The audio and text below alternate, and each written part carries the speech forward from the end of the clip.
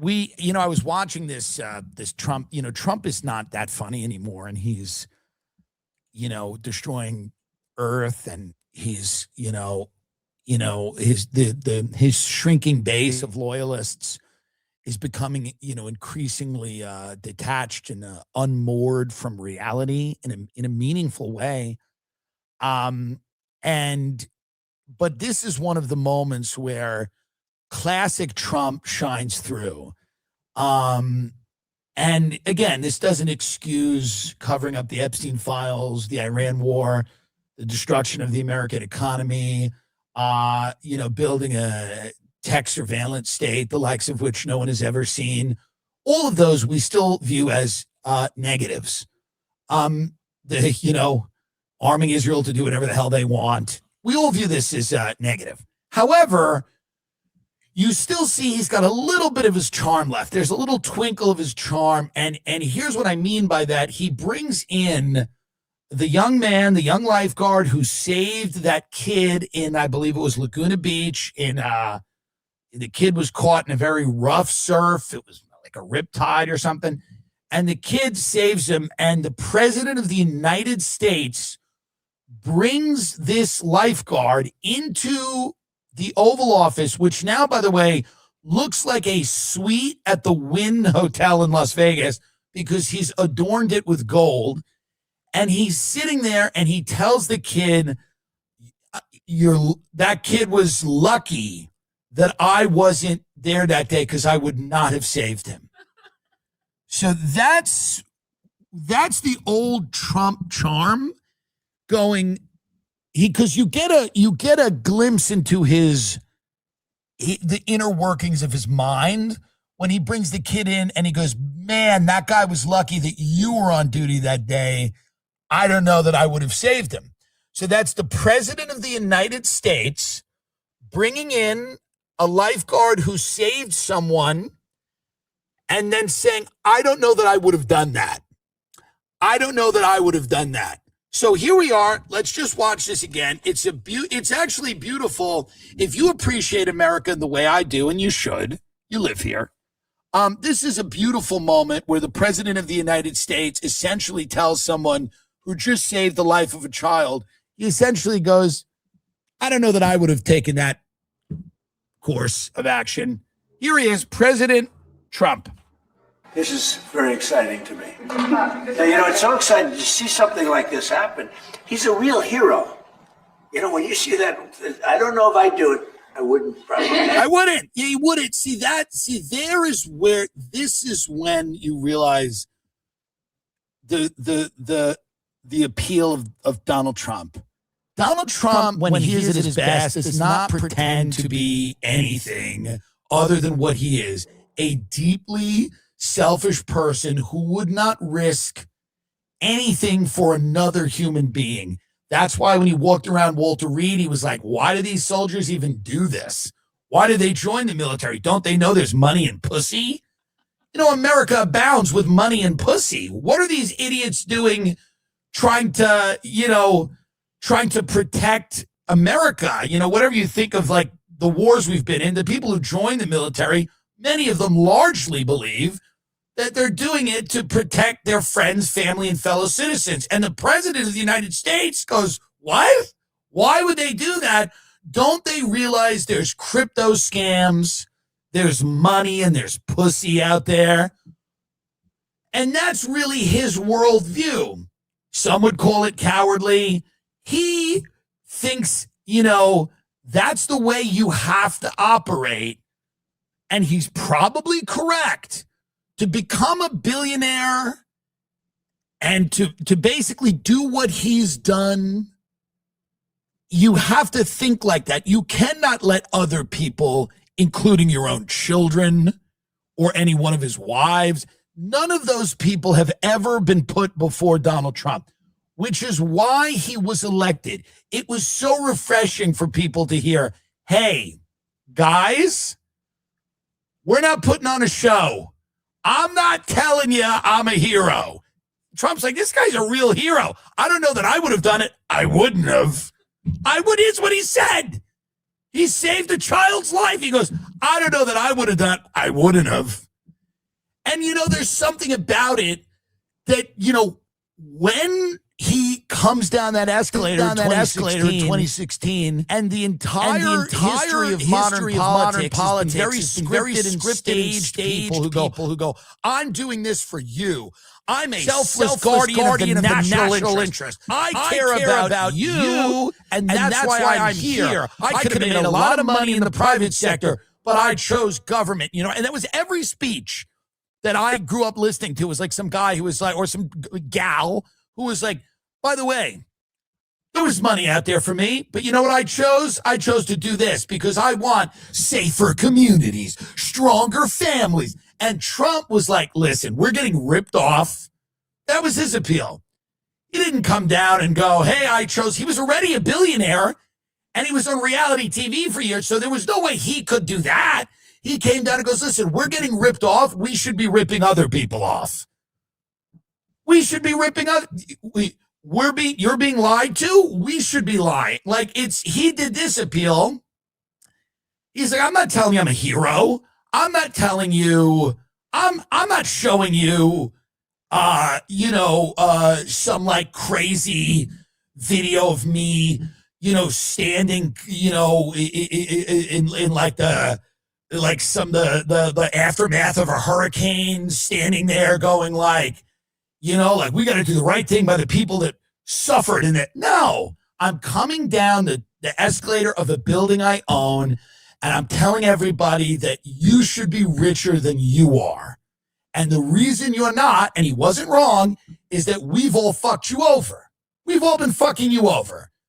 You always thought we were fucking you over, but guess what? We were, and I'm telling you, and I'm going to stop fucking you over. And I will even cop to this. I was like, this is the most interesting moment of my life as someone who paid attention to this shit forever. I was like, this is the most fascinating moment in American history. And there was a part of you that was like just the sheer excitement of it, not necessarily believing that Donald Trump was going to like come through on everything he said. He was a huckster. He was a carnival barker. But you figured the guy was rich enough. He had enough fucking money. Maybe, just maybe. What a great movie, because that's the America that we all believe in. That's the Christmas Carol. Scrooge goes, he's visited by the ghosts. He wakes up and goes, hey, get the turkey, give it to the cripple, whatever. But the point is, Trump comes down that escalator, and in his campaign and in these debates, there's this idea that like, wait, this guy is breaking the fourth wall and telling everybody, hey, we've all fucked you forever, and here's how we've done it, and I'm going to stop doing it. And what happened instead was he goes, we're going to fuck you in a way you can't even imagine. We're going to get over on you in ways that you can't even imagine. It's going to be so blatant that you're going to have to disassociate like a trauma victim. And if you speak to the people that are still really into the Trump thing, they're like trauma victims who've been like brutally raped or whatever, assaulted or whatever. They're trauma victims who've been through torture. And they basically have disassociated and they've splintered off and created other personalities where everything's good. And that's what he did. He's like, it's going to be so blatant. It's going to be so in your face. It's going to be so reckless. Whereas previously there was like some care about like, yeah, we're going to fuck you, but we're going to try to like massage it a little bit. We're going to try to like give you the idea that we're not, he's basically like, it's going to be such a blatant money grab these 4 years that you're either going to have to full on accept it and get on board or disassociate like a victim of extreme trauma and basically walk around talking to yourself, muttering to yourself like a schizophrenic. And that's what he's done. But moments like this, they warm my heart when the president of the United States brings in someone who heroically saved a kid and goes, I wouldn't have done it, it warms my heart. Let's watch the rest of it because, again, it is a feel-good story. You know, when you see that, I don't know if I'd do it. I wouldn't probably. It's incredible what Ryder did. I'm just beyond grateful to him and Aaron and the rest of the team, even the Good Samaritans that were there. Now, by the way, let's stop for a minute. I'm forgetting this. The father of and the child who were saved are also in the room. Am I correct on that? Okay. Now this takes on a whole new dimension. This is why I don't prepare for the show, by the way. I don't prepare for this show ever. And they bring the articles up. Here's what's amazing about this, and I didn't even realize this. Trump is saying in front of the child who was saved, I would not have saved you. I didn't even realize they were in the room. This is the most amazing thing I've ever seen in my life. The child who was saved and his father are in the Oval Office. And in front of them both, the president of the United States goes, I don't know that I would have done it. I wouldn't have. In front of the father, he's saying to the father, I would not have saved your child. And the child who's sitting on the couch, Trump's going, I would have let you die. I would have let you die. This is unbelievable. Peak Trump. Peak Trump. Take it away. Continue. I'm just beyond grateful to him and Aaron and the rest of the team, and even the Good Samaritans that were there. I mean, it's just such a privilege to be sitting next to him today. We're going to be able to celebrate his birthday tomorrow. And I'll bet you'll stay a little bit related to this group of people. Absolutely. Because you realize what a fantastic job they did. In those dangerous moments that we have, we always try to fall back on our training. We are trained so well by many to handle that situation as best we can. Trump is so bored. Stop it for a minute. Trump, nothing interests Trump less than people saving other people. It really is boring. And by the way, I'm a little bored by it too. I get it. Like I'm happy it happened, but I'm also a little bored. I grew up in Long Island. Like I'm like, yeah, what? All right. He's like, in those, the lifeguards, like in those moments of extreme danger, in the moments of extreme danger, we make sure that we coordinate. And then Trump's like, all right, yeah, but who's making money here? Where's the money in this? Trump's going, where is the money in pulling this fucking Mexican kid out of the ocean? Where's the money in this, buddy? Trump knows one thing. He goes, here's what America wasn't built on. This. Whatever you think about America was not built on people saving other people. That's not what America was built on. Trump's like, listen, Trump is so bored when this young lifeguard is talking. He is so bored. He's thinking about how to sell access to his Truth Social post, which he's already doing. He's thinking about bringing in, people. He's selling access to people that are big investors in Trump coin and the Bitcoin scam. And Trump's eyes would have lit up if the kid said, "We're launching a coin.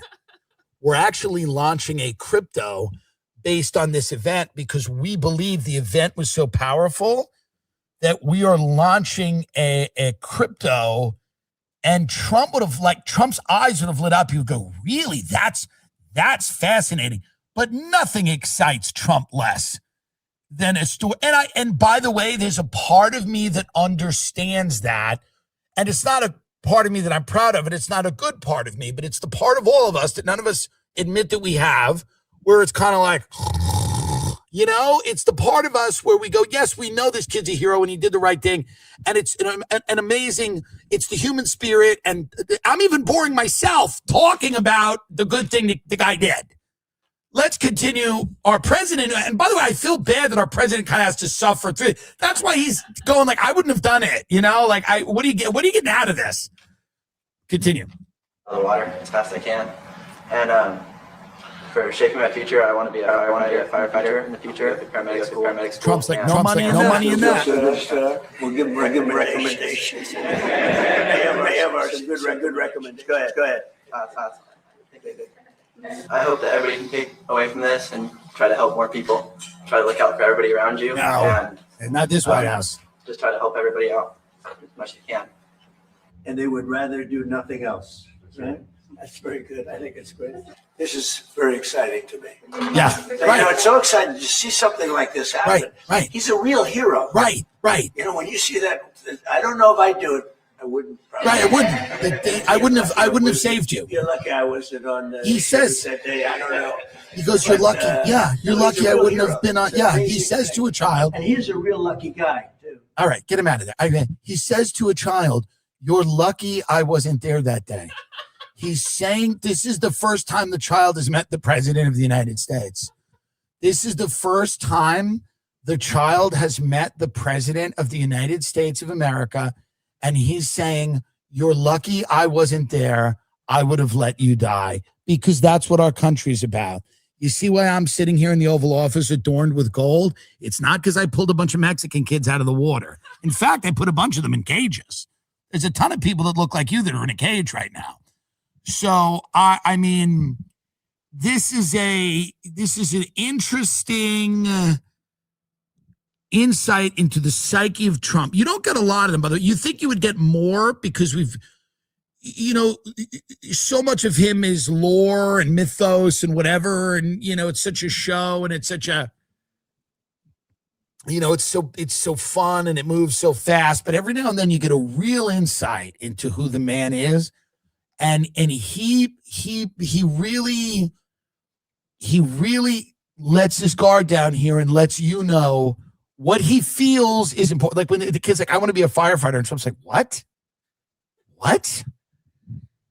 You want to run into a house that's burning and get someone you don't know out of the house so that they can breathe? What's that?" Like Trump cannot understand that part of him completely doesn't exist. Best case, he thinks it's nice maybe that it happens. He's like, "I guess that's good. I guess it's good that people do that." But not one part of him understands self-sacrifice or grabbing another human being, putting them on your back, endangering your life to bring that person out of a burning building so that they can breathe air. Trump's like, "I just don't know about that as a business venture." How does that?